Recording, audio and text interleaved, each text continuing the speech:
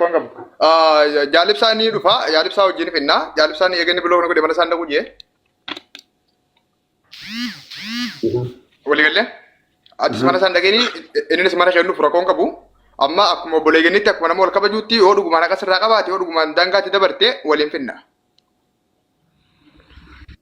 Jechuun dabbal maal sirraa fudhateetti ragaasaa fiddee narraa fuuchuun dandeessu. Ragaasaa dhiyeeffateetuma sagalee haa ta'u barreeffama haa ta'u suuraa haa ta'u waan ati gote haa ta'u ragaan namaa hojii jiraate ragaan sagalee hojii jiraate akka inni barbaadu wajji deemtee akkuma inni fidetti hojii fitta. Fedha keeti ammallee kun yoo si ta'e rakkoo takka qabdu.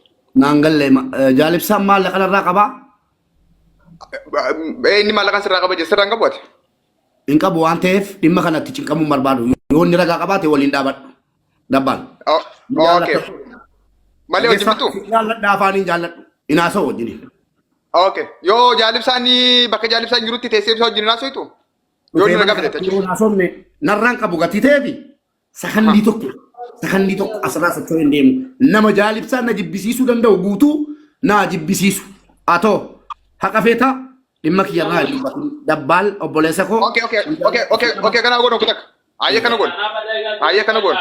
Kun yaada keeti. Akkana godhu amma. Atillee jaalibsaa biloo godhee ingileetti afaan dubbattee jirta nama kuma lamarratti. Atillee mana jaalibsaa kan ta'e inni akkuma itti dhagoottu kanatti innis mana kan kennuuf. Ayyee. Mubarak. Ati fi ibsaanis obboleeyyan kiyyaa hundinuu obboleeyyaniiti. Ati mana isaan dhaqin innis mana kennuufu hanga waan isin gidduu jiru agarru. Hayyee mana kiyya takkaa mana Khaalid takkaa mana Oromoo takkaa mana Naggaa takkaa mana Aleeks takkaa mana nama sirrii tokko dhuftee ibsaa wajjin haasofti mana sun. Mana Aleeks taa'ee deemna. Ayyee mana Aleeks taa'ee hidhee taachi. Nan naqayee. Mana kiyya kan ibsaan dhuftu. Aleeks mana kee nu baruu dandeessaa? Wayye yoo mamma Mubarak nam tokko narraa Alex koy Aleeks Mube dhaggeeffadhu Mube Ishi Aleeks miti Alex yoo siifane dhaqi mana guddataa shoo jaa isaan jiru dhiifama yaada Mubaarak qofaa barbaada. Guddataa yaada Mubaarak qofaa. Mube koy Nuti qabadhu. Guddataa namni uti si godhe. Nam tokko kararraa dubbatu isiniin eeyyamuun. Jaalladha jaallattu. Aleeks taa'ee mana naaf abanu mana obboleessa kootiiti. Dhaqee anaaf jaalibsaa qofa galchee nama biraa jaarsummaan barbaadu. Galchee. Okay. Mubaarak kan diina gadi. Dabbaal waa tokko sitti himu. Barri kaleessaatii barradhaa tokko miti. Ankaleessaa. Shabakaan kaleessaa cufamee jira. Laala dhaggeeffadhu. Hin jenneen dhaggeeffadhu. Afaan kootii waa fochuun barbaade. Na jaallattaa na kabajaa. Nagaa qabaatte kottume sin jaraan naanaa ishee akkana tokkottati. Mubaarak yoo jaalibsaa simataa hojjeen siyaamne bira dhufsooti. Dhaggeeffadhu jaalibsaa waliin bakka tokko hin deemu. Bafitsum dabbaal itti dabalamuu yoo feete ittan dabalama jedhi ifaan ifanatti himi. Ani yoo jaalibsaan an jaalibsatti hin dabalabsin jechaa jiru. Jaalibsaa yoo dhugumaan miidhee haqa sirraa qabaate yeroo tokko jaalibsaa irra taa'ee Mubaarak ogutat. Xiyyaata amma ol galtee isa rabbi si argu. Sagalee kiyyammatti Mubaarak waan tokko agarru. Mubaarak ogutat. Ani yoo Aleeks taa'ee ta'e yoo Khaalid ta'e namni ati miite giraannaan miidhamaa wajjin kubbatti dhaabbachaa turte anis miidhamaa wajjin dhaabbadha. Jaalibsaan isaa kana miidhame taanaan isaa wajjin yoo ati miidhamte si wajjin kun haqaan sitti hima tokko. Lamaffaadha. An gasti ibsaa galuu fi dhiisuu naaf ibsaan dhiigaa fi lafeedha naaf dhiigaa fi lafeedha naaf ibsaan harkaa fi afaani naaf harkaa fi afaani naaf ibsaan bakka takkaa ganne bakka takkaa udaanaa turre gastiin xiyyaa fi ibsaa waan jaamuu miti waan himamuu miti osuma arrabaa miti wanni arrabaa olii jiraate garuu achi keessatti Mubaarak faamiliin tantee haati tantee maqaan kan kee bifa yekkaatiin kee moonkaanedha wanni guddaa laaluu qabnu malee dabbaala mana ibsaa seenuu baate ammaan dhaqee seenaan atuuni beekti isa kana na caalaa kun rakkoo miti garuu akkasii gachaa jiru amma. Ati yaadan kennine?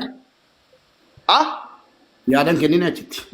Yaadaan kanne sagaleetti si habanan ana mallee nin kanna sudana mata kan galu ni beekti. Ani yaadni an kanne Mubaarak yoo maallaqa jaalibsaa dhugumaan ibsaan sirraa qabata. Dhaggeeffadhu obboleessoo dabbaal jennaan dhaggeeffadhu dabbaal dubbataa ture inaman hin jedhaa ture dhaggeeffadhu ati hin jirtu. Rakkoon qabu anaa sitti hima waan inni kijjeessi bira jira. Inus irratti hin deebi'ee irra deebi'ee hin dubbatu hin jedhee maaliif beektaa gatiin si amaneeti amantaa sana yoo sirraa dhabe. Irra deebi'ee si jaa. Asitti si jaara deebi'ee. Asitti deebi'ee si jaara. Mubaarak musammaa yoo jaalibsaan maallaqa sirraa qabaatee jaalibsaa maallaqa gante ati hattuudhaan jechitti asitti sin jaa tokko lammaffaa. Maallaqa ijoollee wallaggaa kan Mubaaraktu nyaate ganii Aleeks Sayyanfaan guyyaa kana maqaa kan keessa keessatti dhawanii poosti godhan san yoo dhugumatti dallaalummaa akka malee wallaggaa ibiddi miidhaa jiru kana Mubaarak maallaqa miidhee dalagaa galchuu baatee achi manaaf irraa yaasee nyaata dhugaatii dhoorgate Mubaarak yakkamaadhaan jee lama sadaffaa namoonni bakka adda addaa jirtan kan Mubaarak irraa miidhama qabdan shirkaan Mubaarak himata banamuuf deemaa himata keessan qopheeffadhaan jee ammallee nin jecha kan sibirattis kana jechuun yoo si arrabsuu ta'e ammaan jaa firraa ganna buusi sin arrabsuu jira waan ta'eef. Okay. Ati afaan guuttattee namoonni akka Mubaarak jettee barbaaddaa jechuudha. Yoo jiraate ammas ni eeyyamaaf jiraannaan Mubaarak namni ati yoo jiraate waliin addummaan keessaa itti jaalibsaan maa inni ree? Maa inni jaalibsaan nama afaanii baafatee dhagaan qaba jee himatee irraa. Yakka Mubaarak haga jettu yakka danuu ijoolleen gadi baate ijoollee Oromoo kutaa kudha tokko yakkamne jedhaa jirti takka irraa dubbattee hin beektu har'aati ati anaaf maaliree?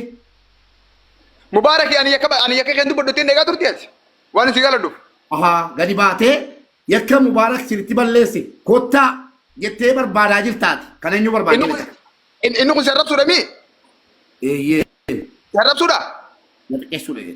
Namni Mubaarak musammaa isin miidhaa kana qabdu goota eeguu si arrabsuudha Mubaarak. Jedhamu. Mubaarak qoy dabbale dilaa. Ayyee si arrabsee jira akkas taanaan. Ayyee si arrabsee jira. Dabbal. Ayyee. Dabbal. Sargootti jira mubee. Laame. Adda biyya duniyaa irratti jaalibsaa wajjin miti. Dhibbaa wajjin ijaaramtee dhattee miidiyaa kee barattee yookiin viidiyoo irratti hojjettee maqaa balleessuu dandeessa. Biyya akiraa waan jedhamu jira. Dhageessee? Mubaarak kiyya. Dhaggeeffadhu achi tasii qabachuu danda'a. Wallahi kana hin seeniya. Waan gochuu beekte yoo qabaatte obboleesso adaraa nama sii jecha na jibbu yoo qabaatte ammarraa kaasii na jibbisiisi. Anis moo? Mubaarak dilma kana saayitii qabu ni gamtaa garuu. Jaallatuun barbaadu siluma. Na arrabsitee jedhama hartaati. Dabbaal na arrabsuusaa warra keessan kottaa kala. Amma carraa sun. Kottaa miti bar Mubaarak. Amma sirraa hin qabu waliin. Mubee waasaa saayitii qabatee deemuu barbaadde. Kottaa jedhaan jira jedhaa iyyati. Sin jaallatu. Habibe kana godhu amma. Waasaa biraa deemiti. Amma kana godhu kutaa kana dhageeffatu. Amma tarraadhumaan dhageeffatu. Tarraadhumaan dhageeffatu amma. Waasaa biraa. Qabxii sadii sadii gubbaa kaasee asitti si kaaseetiin jira. Isuma kana amma barullee ninja. Isuma kana amma barullee ninja. Dirjadati. Afuuftuu